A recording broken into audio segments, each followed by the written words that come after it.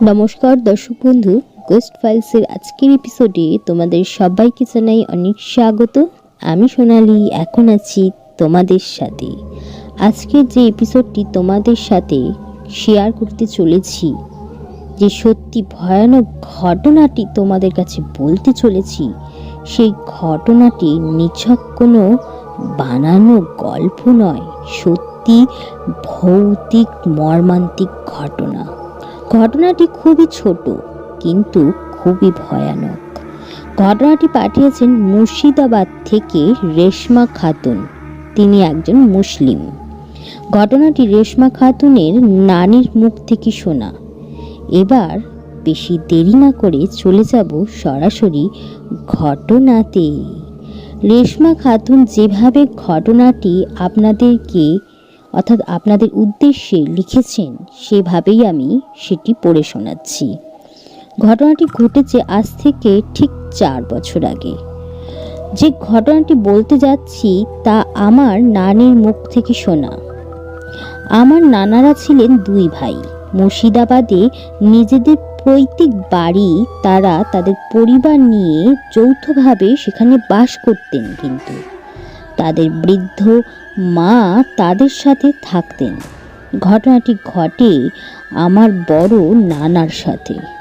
নানারা যে বাড়িতে থাকতেন তার পূর্ব দক্ষিণ বরাবর একটি টয়লেট ছিল, কিন্তু তার পাশেই ছিল এক বেলগাছ। বাড়িতে একটি মাত্র টয়লেট থাকায় এবং অনেক মানুষ তা ব্যবহার করার কারণে স্বাভাবিকভাবে কি হয় জানেন তো, নোংরা হতো।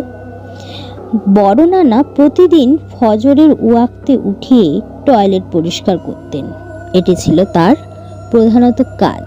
ঘটনাটি যেদিন ঘটে সেই দিনটি ছিল পূর্ণিমা, অর্থাৎ পূর্ণিমার চাঁদের আলোয় চারিদিক যেন ভেসে যাচ্ছিল। হঠাৎ কোনো কারণে নানার সেই দিন ঘুম ভেঙে যায়। তিনি বাইরে তাকিয়ে দেখেন চারদিক ফর্সা হয়ে আছে। যেহেতু নানা ফজরের ওয়াক্তের সময় হয়ে থাকলে টয়লেটের পরিষ্কার করার জন্য যায়, তাই তিনি সেই দিন কোনো কিছু না ঘড়ি দেখে না মোবাইল দেখে হঠাৎই আচমকা তার মনে হয় যে ভোর হয়ে গেছে। তিনি বাইরে তাকিয়ে দেখেন চারদিক ফর্সা হয়ে আছে। তিনি মনে করেছিলেন ফজরের ওয়াক্ত হয়ে গেছে, তো একটি ঝাড়ু, একটি বালতি জল, একটি হ্যারিকেন নিয়ে টয়লেট পরিষ্কার করতে যাওয়া যাক।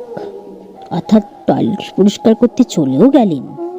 চোখে ঘুম থাকার কারণে তিনি বুঝতেই পারেননি তখন ভোর হতে অনেক দেরি, কারণ তখন রাত বাজে 1:15।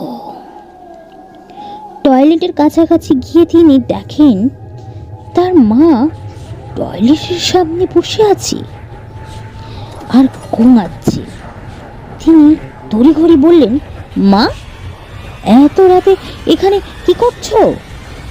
তার মা বলল, বাবা, আমি টয়লেটে এসেছিলাম, ফেরার পথে পড়ে গেছি যে হ্যারিকেনটা রেখে আমার কাছে এসে আমাকে টেনে তোলে। নানা হ্যারিকেন রেখে তার মার দিকে যেতে লাগলো। হঠাৎ পিছন দিক থেকে তার মা তাকে ডাক দিল, মনা। ইউসুফ, কার সাথে কথা বলছিস? এত রাতে টয়লেট পরিষ্কার করতে এসেছিস কেন? কেবল রাত বাজে এখন 1:15। তোর কি মাথা খারাপ হয়ে গেল? এই কথা বলতেই তিনি পেছন দিকে ঘুরে দেখেন তার মা হ্যারিকেন হাতে নিয়ে দাঁড়িয়ে আছে। তৎক্ষণাৎ টয়লেটের দিকে ঘুরে দেখেন সেখানে কেউ নেই। অবাক কাণ্ড! তাহলে টয়লেটের ভেতরে যে মহিলা কথা বলছিলেন তিনি কে ছিলেন? এই কথা ভাবতে ভাবতেই সাথে সাথে তিনি মাথা ঘুরে পড়ে যান। তার অনেক জ্বর আসে।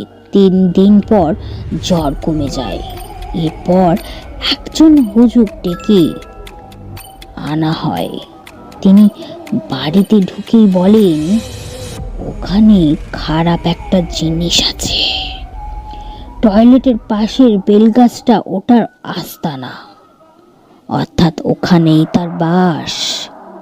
সেদিন রাতে নানার মা যদি নানাকে না থামাতেন, তাহলে জিনিসটার কাছে গেলে তার নানাকে মেরে ফেলতো যে।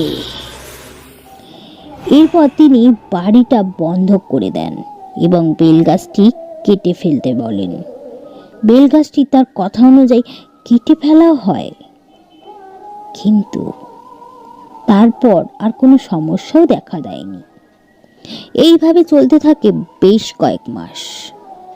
হঠাৎ একদিন, অর্থাৎ তার আগে চলে নর্মাল জীবনযাপন, কিন্তু হঠাৎ একদিন ইউসুফ শুনতে পায়, শুধু ইউসুফ নয়, ইউসুফের সাথে যে ঘটনাটি ঘটেছিল ওই ঘটনাটি আরও ওর বাড়ির আরও একজনের সাথে ঘটেছিল, ইউসুফের ছোট ভাই।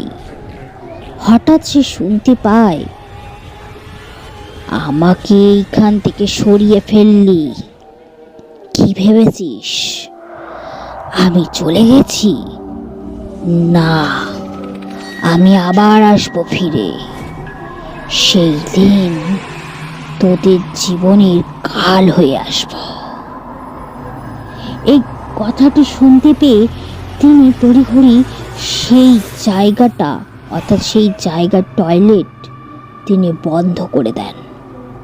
টয়লেটটা করা হয় আর একটা সেফ জোনে, যেখানে সত্যি আর কোনো সমস্যা তাদের হবে না।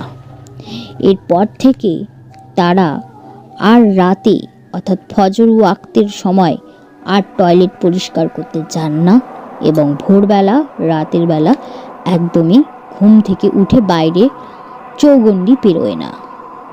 এটি একটি সত্য ঘটনা। বিশ্বাস করা না করা আপনাদের ব্যাপার, কিন্তু ঘটনাটি সত্য। তো ফ্রেন্ডস, এই ছিল আজকের মূল এপিসোডটি তোমাদের কেমন লাগলো তা জানিও কমেন্টে। ভালো লাগলো জানাতে পারো কমেন্ট করে, আর ভালো না লাগলো কমেন্ট করে জানাতে পারো, অসুবিধা নেই। তোমরা যদি তোমাদের এরকম ঘটনা আমাদের কাছে শেয়ার করতে চাও তা লিখতে পারো এরকমভাবে, ছোট হোক বড় হোক সেটা কোনো ফ্যাক্ট নয়, কারণ গোস্ট ফাইলস কখনোই অসত্য ঘটনা এখানে শেয়ার করে না। গোস্ট ফাইলসের কাজ সত্য ঘটনাকে তোমাদের সামনে উপস্থাপনা করা। তোমরাও চাইলে এরকম ঘটনা লিখে পাঠাও আমাদের কাছে নির্দ্বিধায়। আর আমি ফিরে আসছি নেক্সট এপিসোড নিয়ে আগামী মঙ্গলবার। আর একটি লাইক, একটি শেয়ার আর একটি সাবস্ক্রাইব আমি আশা করতেই পারি তোমাদের কাছ থেকে। চলো, গুড নাইট।